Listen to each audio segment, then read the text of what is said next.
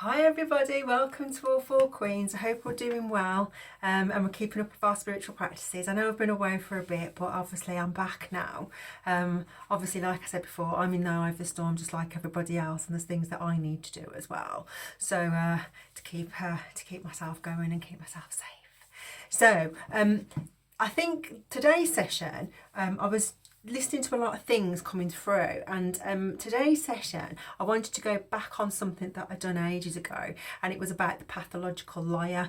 And I think it's quite a good time to do it, mainly because I can feel a lot of anxiety, and you know, I don't wish karma on anyone, but I do believe in karmic justice, and I do believe, if you look at some of the earlier ones, I said it doesn't matter who you are, where you are on this earth's plane, whatever you put out, it's your energy and it has to come back to you at some point in your lifetime, and the people that will decide that is the divine.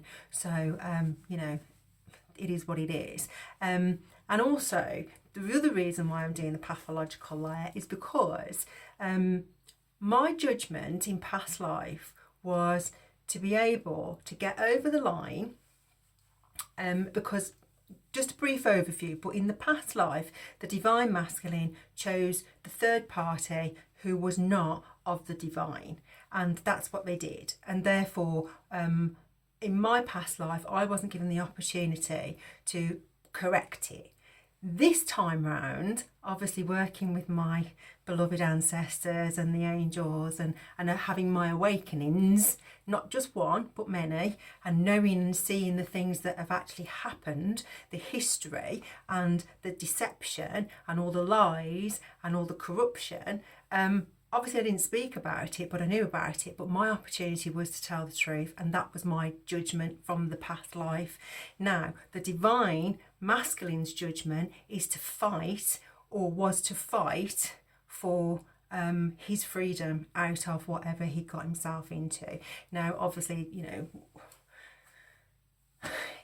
has it happened? May it happen? Who knows? You know, some people will survive, some people don't. But either way, we all get connected, whether we're on the 3D or the 5D. So, you know, look at that as it is. So for me, I obviously had the opportunity to do what my divine calling was to tell the truth. And obviously everybody has now got something or are upset about it. And why are they upset about it? Is because by saying and giving the truth, which is obviously the word of God, of the light, then that means that all the illusions and all the rubbish and all the lies and everything else that was spewed out over many, many years to create this illusion for the world, around money, around status, around everything, it crumbles, doesn't it? Because the truth is always the truth, and the truth will always prevail over any lie. So whatever lie is ever told will always be derailed when the truth is actually told. Now, one could argue, and I'm going to put this out there, that because of the way that people have behaved around my channel, had they just said, oh, it's a story and it doesn't mean anything, and just left it and left my channel, then people would have probably thought it was a story. But because of the attacks and the behaviour and the incessiveness of gang stalking and going out of your way to try and derail me, you've actually basically just confirmed the truth. So basically I say thank you to that, because your behaviour and, you know, the actions of your behaviour has confirmed what was the truth. So thank you for that, because you've just clarified it for everybody out there. The way that you behaved was obviously the truth. Now, what you've got to remember is I didn't say any names. So the fact that you put yourself out there and you came for me with your little cult and your covens and everybody else that was involved, you basically brought everybody else in to your karma and to your mess. That's not my doing, that's your doing. So I'm not going to take people coming at me because I've told the truth, which is the right thing to do. That's what we're brought up and grown up as children to do. But I'm not going to take the punishment for that because I told the truth, because you lied. And your actions of attacking me has basically confirmed that you lied. So I think the people that are actually coming at me, you need to be focusing your attentions on the person that draws you into all this crap in the first place. So, the pathological liar, let's get into it. Sources, Wikipedia and the Psychology Today. So, the pathological liar. The actor and the master manipulator of deception. Spot the signs. Now, some call it persuader logica fantastica. They don't just lie frequently, they feel a compulsion to do so. They can't stop lying even when it causes psychological discords, putting them and others in danger. Because of their lies, this behaviour creates problems in all aspects of their life, relationships, work, family, friends, etc. When caught, they won't admit anything when they were lying and will most likely become defensive and aggressive to try and deflect the blame, arguing to minimise the importance of the lie or try to justify the lie by saying something you did, find excuses for their lies or admit only a small part of the dishonesty. And they try and be the hero victim with an automotive intention. Now, the other thing that I will say is what they will do is they'll disappear, they'll not come back, they'll not help you in any way or whatever, they'll carry on with their lives, and then all of a sudden they'll pop back up again and try and just carry on as though nothing's happened. No conversation, no real detail as to why they disappeared. Might say, oh, you know, I'm really sorry I did that, or I'm really sorry, but they don't go into any depth. So for me, you know, when people talk about forgiveness, you got to remember forgiveness is for you and not for the person, because they need to seek their own forgiveness. But also, forgiveness does not mean reconciliation. If people treat you badly and people treat you with contempt and disrespect, then you don't have to reconcile with them. You leave them back in the energy that they were in. Yes, we are here to help people, but you can only help those who want to help themselves, and those that carry on that same train and that same behaviour, showing you they don't want to change and they don't want any help, because all they want to do is dump on you, disappear, come back, dump on you, disappear, come back and dump on you. But in the interim of being away, they just carry on with the messed up things that they do, and the pain and the hurt and the suffering that they do, and maybe a bit of witchcraft as well, and all the lying that they do about people. So just take the heed on that. You know, there's nothing wrong with saying no and not reconciling if you don't want to. The choice is yours. But if somebody's treated you badly, just remember the saying that says, and I think it's Oprah Winfrey that said it, when people show you who they are, believe them the first time. Because they, unless they do the work, they're not going to change. Right. Is it an underlying mental health, antisocial behaviour disorder, narcissistic personality disorder, borderline personality disorder, childhood trauma, and a coping mechanism, abuse, not good enough, fear, guilt, and delight? So sometimes they get pleasure out of hurting people as well, which is obviously you've seen on some of the cards where I've shown, you know, people abusing me in the past and actually enjoying it. So, you know, very odd. But I'm not a medical expert, obviously, and you know, if you need that sort of reassurance and you need to get a full assessment, then obviously I suggest you go and get it. You know, my thoughts around the narcissism and all the personality disorders and the borderlines. From a spiritual perspective, I do wonder whether it's actually a possession, a demonic possession, because nobody, for me personally and my opinion, can walk around with a lack of empathy and no compassion for anyone and just stomp on people and just do things without any thought, but just maliciously do it and then hold on to lies for over 30, 40 years. To me, that just, you know, that there's something even more sinister there. And when you look at it from a spiritual perspective, I would say there's more spiritual connotation there for me personally, but obviously you make up your own mind and do a bit more research on it yourself. So some of the things to look out for: extensive and unrequested details. So you know, when sometimes you'll ask a question and you get like a book on WhatsApp of like a whole load of words that don't actually make any sense. It's like word salad, but it's just a load of words just to cover up or answer the question that you probably didn't even ask in the first place. So just be mindful on that, just watch for that. Colourful, fantastical, dramatic narrative. So they'll come up with some really over the top stuff.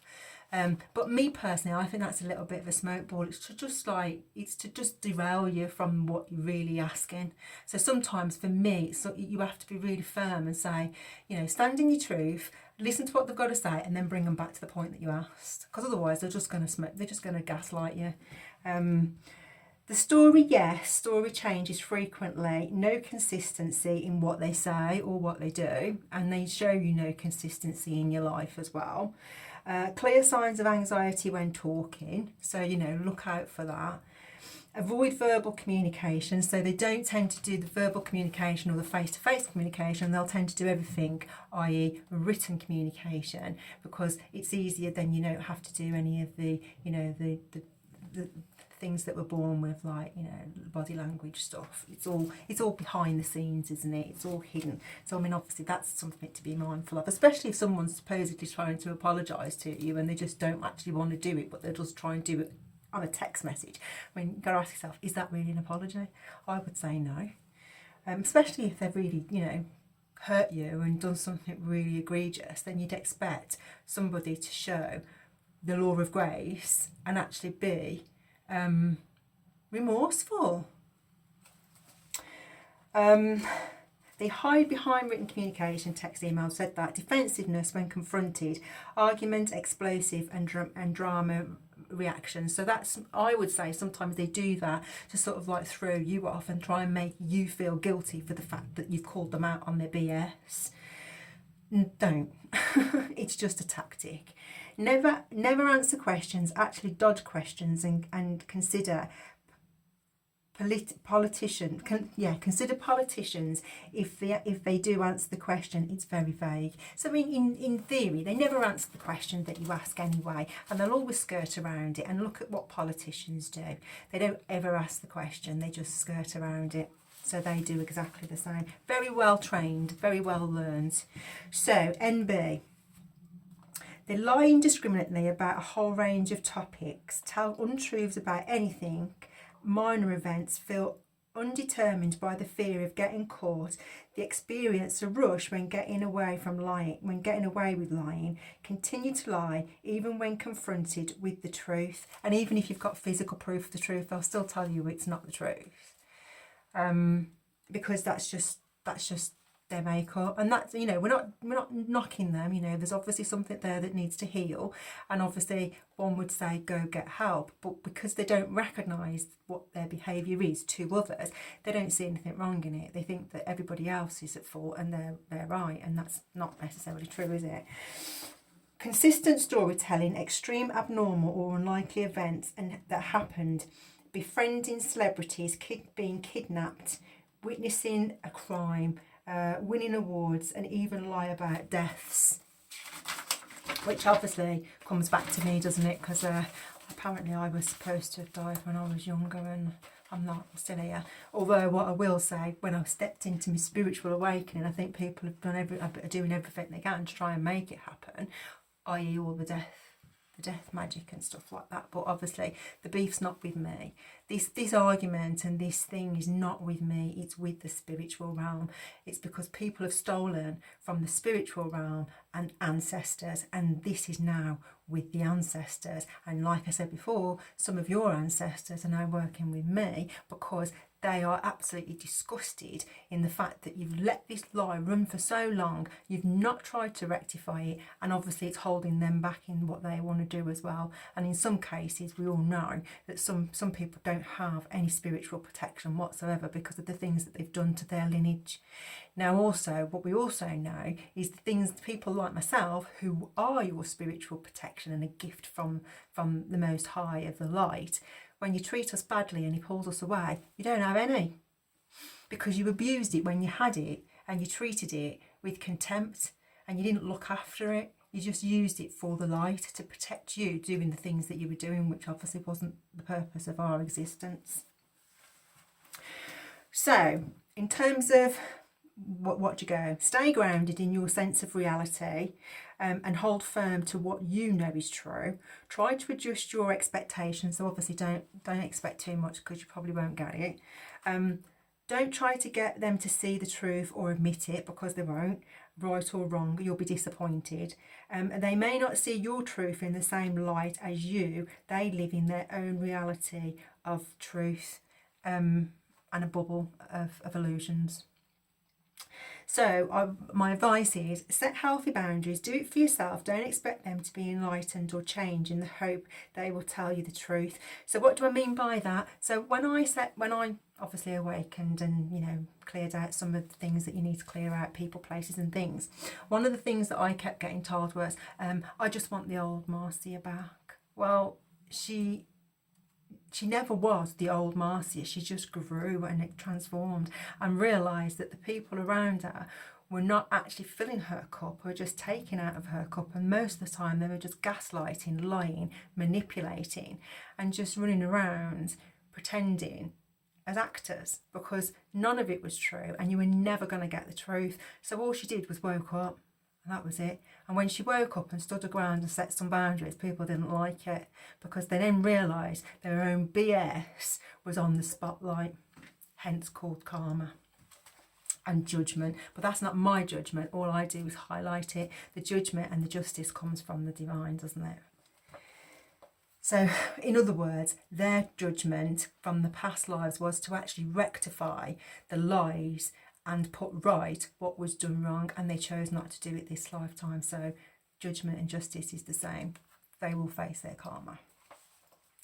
So be prepared for a confrontation, disengage and diffuse, even when the evidence and proof of the fact they could be outraged, insulted and verbally attack to try and trigger you to react. Don't do it. They may even badmouth you to others and avoid you. So what they'll do is they'll just create a huge over the top lie, promise the world to everybody who gets involved in the lie, which is obviously what's happened to me. Some of the things that I'm supposed to have done and I'm supposed to be is just, you know, egregious, one, but totally outlandish. And what is even interesting is the people that they said it to have not even had the decency to come and ask if it's true or not. So they're in karma, one for participating with the person because they'll attract their karma, but also attracting their own because they didn't actually clarify what was said. Was it true? They just ran with it. So hope that helps. You know, I sped through it a little bit. I don't know if there's any more on there. Oh, maybe a couple in terms of, you know, be aware of the patterns and the triggers and the root cause. Keep yourself grounded and with sufficient motivation to change. That they have to have that. It's not down to you to do that. And work to be proactively to set, you know, set your own behaviours. So just focus on yourself, in other words. I've got a joke for you before I go because I didn't want it to be too long. Right, so some of the crazy stuff that's been said about me. How many people do you know, how many prostitutes do you know who are celibate? Because apparently that's one of the things that I am, and I'm supposed to have been spreading so many diseases around. You know, crazy.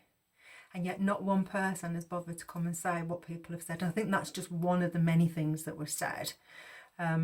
But yeah, how many prostitutes do you know that are actually celibate and have been for over six years? Because as part of spiritual awakening, you know, your creativity is your sacral chakra, isn't it? So your sex, you know, and obviously even when I was in my karmic days, I was quite mindful about who I lay with anyway. So, you know, just a food for thought. But yeah, interesting one, isn't it? So have a laugh at that one and put your answers in the comment box. But obviously this only goes to the people that are controlling, and again there's a message to you there as well. The more that you do that, the more karma you're going to get. But obviously I think you probably know that anyway, so just a note. But anyway, I'm going to love yous and leave yous, sending you love, light, peace, harmony and healing for anybody that needs it, and take care of yourselves. See you later. Bye.